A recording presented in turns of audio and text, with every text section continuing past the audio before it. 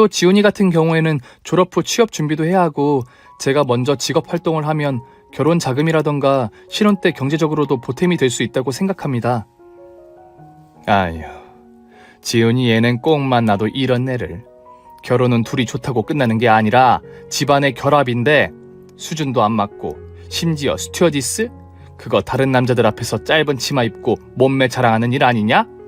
에휴, 지훈아, 이 애미는 영 모르겠다. 이 결혼 허락해야 할지 말지. 아, 엄마, 주은이 듣는 앞에서 대놓고 그런 말을 하면 어떡해.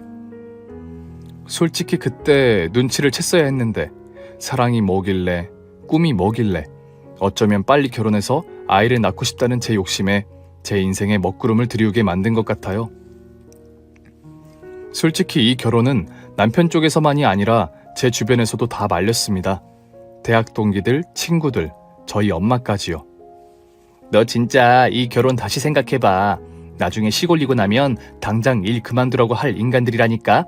지금부터도 그런 상스러운 말까지 해가면서 스튜어디스를 비하하고 조강지처가 어쩌니 저쩌니 하는 사람들인데 지훈이 취업하고 나면 어떻게 되겠어?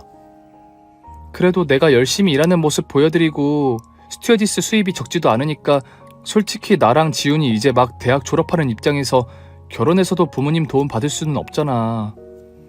그러니까 결혼을 하지 말라는 게 아니라 나중에 너 커리어 좀 쌓고 지훈이 걔도 번듯한 직장에 취직해서 돈 좀 모으고 생각하라니까. 저희 엄마도 말씀하시는 건 별반 다르지 않았어요. 남들처럼 누릴 거 다 누리면서 키워주지 못한 것도 미안한데 괜히 너무 일찍 결혼해서 아이까지 낳고 엄마로서 살아가기보다는 제 인생을 좀 더 즐기면서 꿈을 이루고 살아가길 바라셨죠. 하지만 그때 저는 눈에 뭐가 씌인 사람처럼 지훈이와 결혼을 해야겠다는 생각 말고는 아무것도 머릿속에 없었어요. 두 사람이 사랑하니 무엇이 문제겠냐고 여겼던 거겠죠.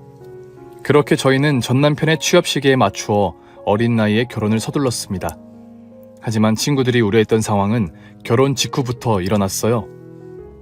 애는 언제쯤 가질 거니? 결혼하면 최대한 빨리 애 가진다고 하지 않았어? 어머니, 아직 시골린 지 3개월밖에 안 지났는데요.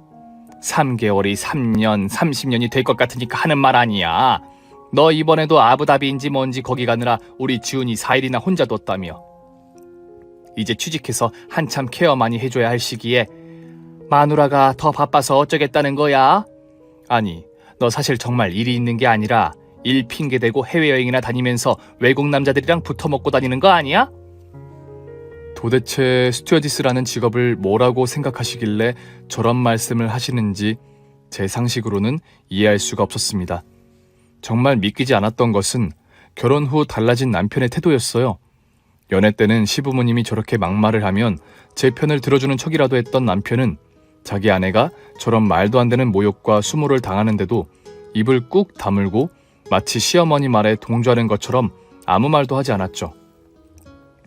구박은 계속해서 이어졌습니다. 비행 스케줄이라는 것은 제가 원하는 대로 맞출 수 있는 게 아닙니다. 갑자기 예정이 변경되거나 공석이 생겨 급하게 출국해야 하는 상황도 있고 반대로 탑승 1시간 전에 비행이 취소되는 경우도 있고 해외에서 들어오는 비행기가 결항되거나 여러 문제로 인해 뜰 수 없는 상황일 때는 승객분들과 같이 승무원들도 며칠이고 외국에 발이 묶여 있을 수도 있고 여러 변수가 있을 수밖에 없거든요. 저도 스튜어디스로 취업해서 한창 자리를 잡고 커리어를 쌓아야 할 시기였기에 제 임의대로 제 입맛대로 비행 스케줄을 조절해달라고 할 자격도 없는 위치였어서 가라면 가라는 대로 갈 수밖에 없었고 이 문제로 남편과 다툼이 많아지기도 했습니다. 이미 결혼한 승무원 선배님들께서도 연애 때야 다 응원해주고 지원해주겠다고 하지만 막상 결혼해보면 달라질 거라고 뜯어 말렸었는데 내 남편은 다를 거야 하는 교만한 생각을 품고 있었던 거죠. 또 나가. 갑자기 스케줄이 변경돼서 내가 대타로 들어가야 해. 내가 진짜 결혼하고 나서 네가 차려준 밥상 받아본 기억이 가물가물해. 너 나한테 밥상 받으려고 결혼했니? 나도 바쁘고 정신없는 거 뻔히 알면서 왜 그래? 애처럼? 뭐? 애? 너 지금 애라고 했어? 그래. 난 마누라보다 돈도 못 벌고 시간도 펑펑 남아 도는 놈이다. 왜? 아예 나보고 일 그만두고 가정주부 되라고 하지? 당시 입사 1년 차도 안 됐던 남편은 좋은 기업에 취직하긴 했어도 수입이 저보다 적은 편이었습니다. 거기에 저에게 다 말하진 않았어도 크고 작은 실수가 많아 상사에게 깨지는 날도 많았죠. 남편은 은근슬쩍 그런 부분들에 대해 저에게 열등감을 느끼고 있었던 것 같아요. 저는 자기보다 돈도 잘 벌고 직장 동료들 사이에서의 평판도 좋았으니까요. 그렇게 신혼 초부터 이어지던 부부싸움으로 인해 저와 남편은 결혼 6개월 만에 별거에 들어갔습니다. 정확히 말하면 남편이 일방적으로 짐을 싸서 시댁으로 들어가 버린 것이었어요. 지훈이는 내가 앞으로 잘 돌볼 테니까 신경 쓰지 말고 넌 네 일이나 열심히 해. 기왕 이렇게 된 거 돈이나 많이 벌어서 가게에 보탬이나 되어주면 좋고. 어머님, 그래도 부모님 된 도리로 아들이 철없이 굴면 잘 달래서 집으로 돌려보내셔야죠. 어머, 이 싸가지 없이 말하는 것 좀 봐. 나 우리 아들 굶고 다니는 꼴 못 봐. 집에 들어가 봐야 마누라라고 하나 있는 게 밥은커녕 청소까지 우리한테 시킨다며? 지훈이 3대 독자야. 어디 감히 하늘 같은 남편한테 집안일을 시켜? 이래서 꼴에 배웠다고 거들먹거리는 여자들은 쓸데가 없다니깐. 그때서야 저는 이 결혼이 처음부터 저의 잘못된 선택으로 인해 발생한 비극이라는 것을 깨달았어요. 그쪽 집안 어른들이 절 탐탁지 않게 여기는 것은 두 사람의 사랑으로 충분히 극복할 수 있는 문제이고 남편이 제 편이 되어줄 것이라고 믿어 의심치 않았지만 막상 패를 까보니 심각한 마마보이였던 겁니다. 세상에 결혼을 마누라한테 케어받으려고 한답니까? 가장으로서의 책임감은 어디다 팔아먹은 걸까요?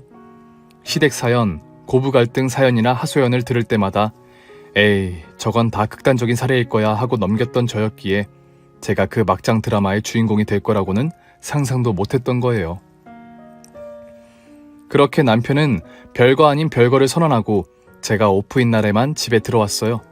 그것도 제가 보고 싶어서가 아니라 제가 쉬는 꼴을 못 보겠다는 식으로 저에게 이거 해달라 저거 해달라 이게 먹고 싶다 저게 먹고 싶다 하며 집안일 시키고 음식 시키려고 기어들어온 것 같았죠.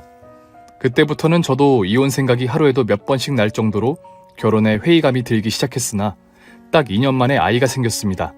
사랑하는 남자와의 단란한 가정은 이미 물 건너갔지만 어릴 때부터 외롭게 자란 데다 유달리 아기들을 좋아했던 저였던지라 세상 모든 것을 다 얻은 기분이었어요. 그래, 기왕 이렇게 된 거 어쩔 거야. 이 아이는 하늘에서 내려준 선물이야. 힘들고 외롭게 사는 날 위해 천사가 내려주신 거야.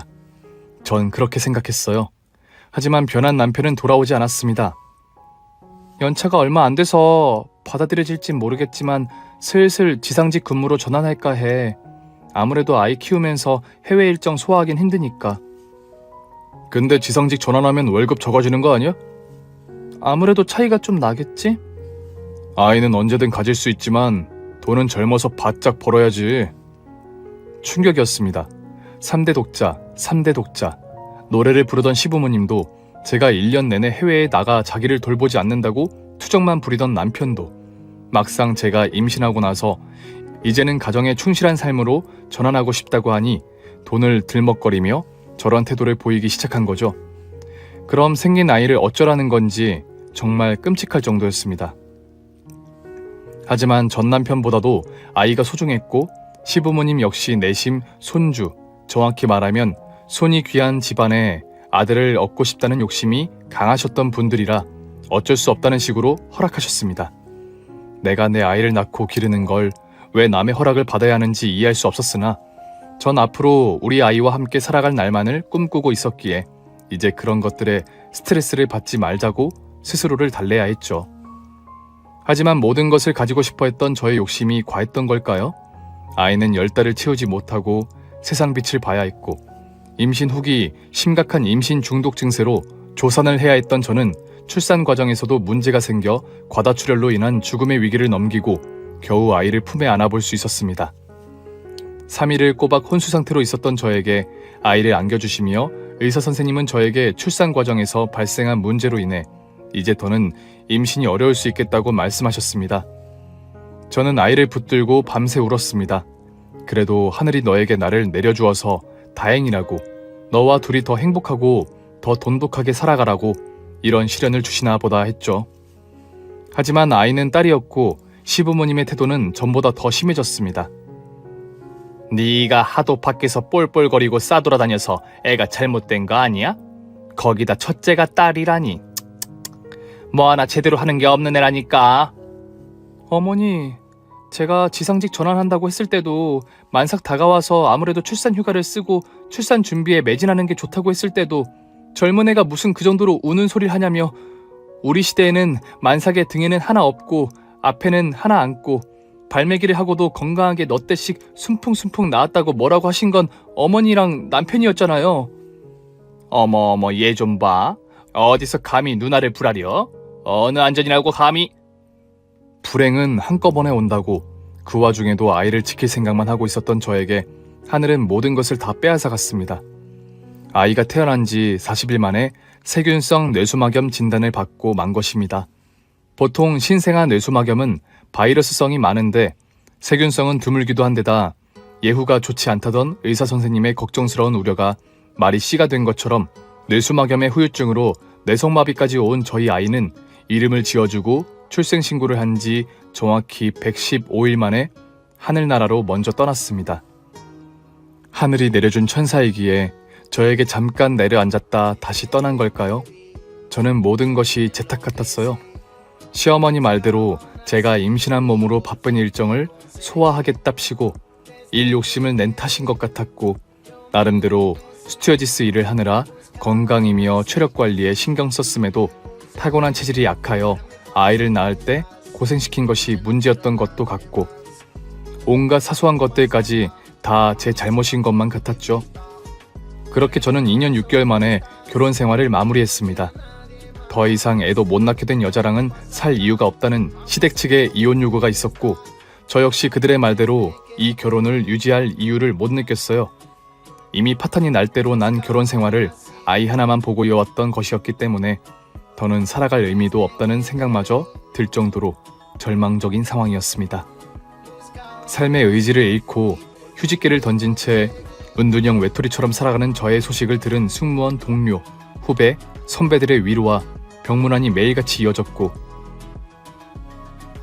저는 사실 승객 응대가 너무 힘들어서 스튜어디스를 그만두고 싶었던 적이 한두 번이 아니지만 늘 어떤 순간에도 포기하지 않고 절망적이고 화가 나는 순간에도 웃음을 잃지 않던 주은 선배의 미소 덕분에 늘 힘내서 선배의 미소를 본받자는 각오로 비행에 임하고 있어요. 비행 중 갑작스러운 난기류를 만난 것처럼 힘들고 어려운 순간을 마주하셨겠지만 우리 모두 선배께서 늘 그랬듯 이 위기도 보란듯이 이겨내고 웃는 모습으로 저희 곁으로 돌아와 주실 거라고 믿고 기다리고 있어요. 라는 제가 아끼던 어느 후배의 손편지를 받은 날에는 정말 밤새 펑펑 울었던 것 같아요. 평소 성실성이나 업무 태도, 능력에서 늘 상위권의 평가를 받아왔던 저였기에 휴직기를 사직서로 변경하려는 저의 행동을 모두가 적극적으로 말리며 푹 쉬다 오라고 권해주셨고 동료들의 격려 그리고 저의 하나뿐인 엄마의 지극한 사랑과 간호 덕분에 저는 휴직 6개월 만에 다시 비행 스케줄을 잡을 수 있게 되었습니다. 승무원의 생명은 사실 짧은 편입니다. 대부분의 스튜어디스들이 결혼하는 동시에 저와 같은 문제로 일을 그만두거나 지상직으로 전환하는 경우가 적지 않습니다. 지상직으로 전환하는 것도 어느 정도 연차가 쌓이지 않으면 불가능한 경우가 많고 지상직 자리가 항상 남아있는 것도 아니기에 사실상 많은 승무원들이 30이 되기 전에 꿈을 접고 평범한 주부가 되어 살아간다고 해도 과언이 아니에요. 55세라는 정년, 승무원의 연령 제한이 사라진 지 꽤 시간이 흘렀음에도 여전히 승객으로서 비행기를 탔을 때 30대 중반 이상의 연륜 있는 승무원이 별로 없다고 느끼신 적 있지 않으신가요? 그런 이유에는 이런 뒷사정이 있는 거랍니다. 그렇게 된 지 벌써 몇 년, 요즘도 가끔 눈동자에 초점조차 맞지 않고 몸을 허우적거릴 힘도 없이 죽어가던 우리 아기가 꿈에 나올 정도로 과거의 아픔에 시달리고 있는 저였지만 겉으로는 아무도 모를 정도로 씩씩한 척, 괜찮은 척하며 살아오고 있었던 것입니다. 사람이 모든 걸 가질 수 없다. 인생에 있어 하나쯤 포기해야 한다면 내게 그건 아이다. 하루에도 몇 번씩 가슴에 들이닥치는 공허함과 슬픔을 그렇게 견뎌내고 있었던 저였습니다. 이제 내게 남은 건 엄마와 스튜어디스라는 저의 꿈뿐이니 결혼이나 아이는 포기하고 스튜어디스로서 정년을 채워 후배들의 귀감이 되어주자. 그렇게 생각하며 살아가고 있었거든요. 그렇기에 아이를 가질 수 없어 입양을 한 두 부부의 사정도 그렇게 어렵게 얻은 소중한 아이가 혹여나 어디가 크게 아픈 것은 아닐까, 잘못되는 것은 아닐까, 노심초사 가슴 졸이는 부모의 마음도 저 역시 뼈저리게 알고 있었기에 두 사람의 마음을 이해할 수 있었어요. 아이의 부모님은 저에게 커피 한 잔을 대접하겠다고 하면서 공항 라운지로 데리고 가서는 제게 너무 고맙다며 아이의 생명의 은인이라면서 저에게 사례금이라고 두꺼운 돈 봉투를 건넸습니다. 그 안에는 달러가 가득 들어있었죠. 당연히 저는 이 돈은 받을 수 없다고 완강하게 거절하며 돌려드렸습니다. 사실은 저는 아이를 잃은 경험이 있어요. 이 아이보다 훨씬 어리고 작고 연약한 나이에 하늘나라로 먼저 보냈죠.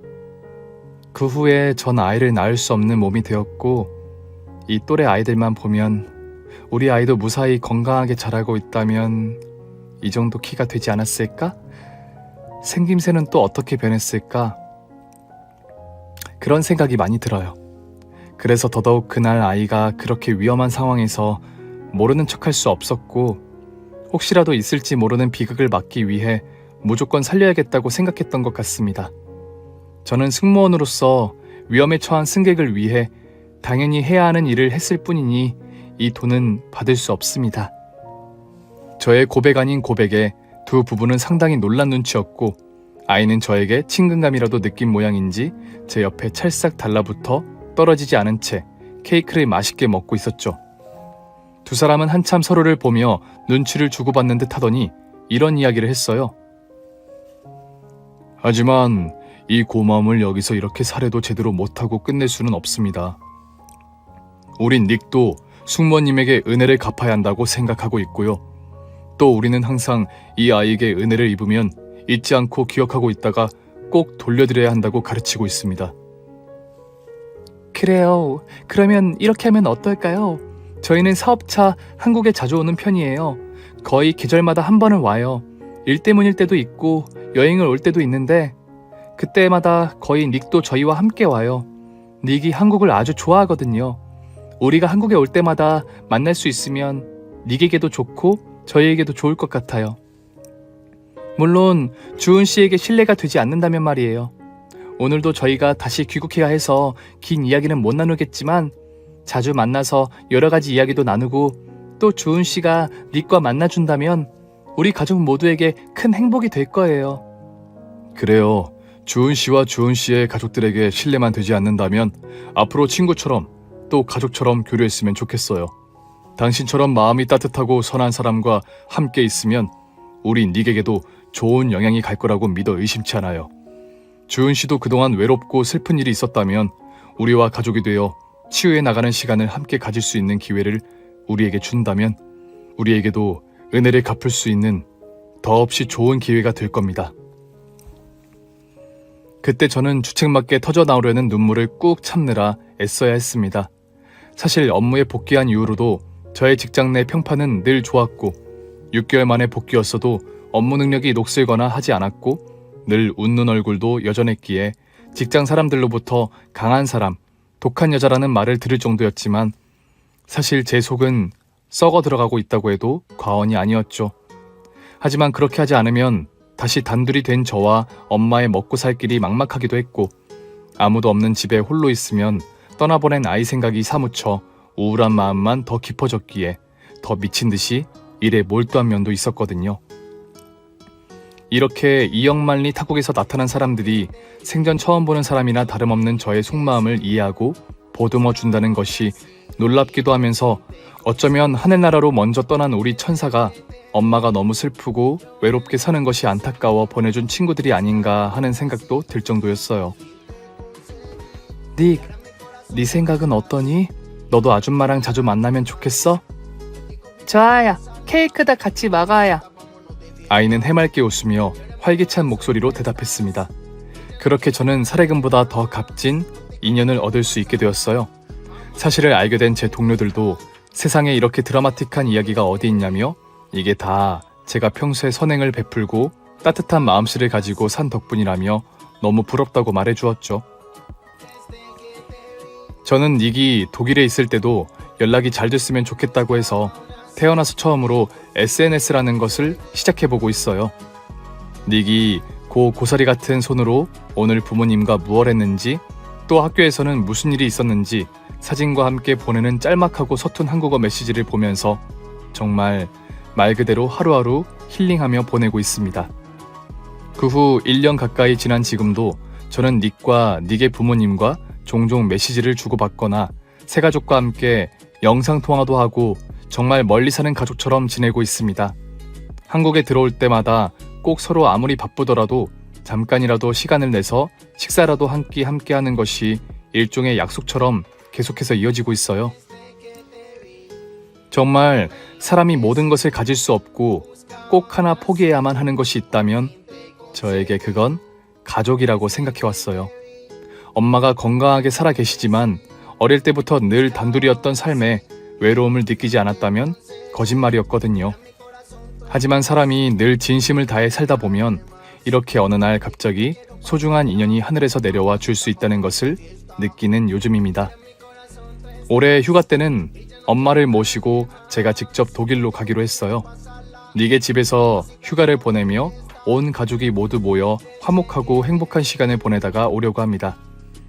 인종도, 국가도, 언어도 모두 다르지만 우리는 누가 뭐라 해도 가족이라고 부를 수 있는 관계니까요. 가족이 뭐 별거인가요?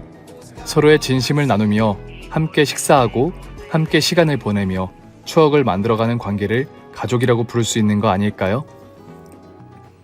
이 사연을 들어주시는 분들도 모두 순간순간의 인연을 소중히 여기고 지켜나가는 한 해 되시길 바랍니다. 오늘 준비한 사연은 여기까지입니다. 재미있게 들으셨다면 구독과 좋아요를 꼭 눌러주세요.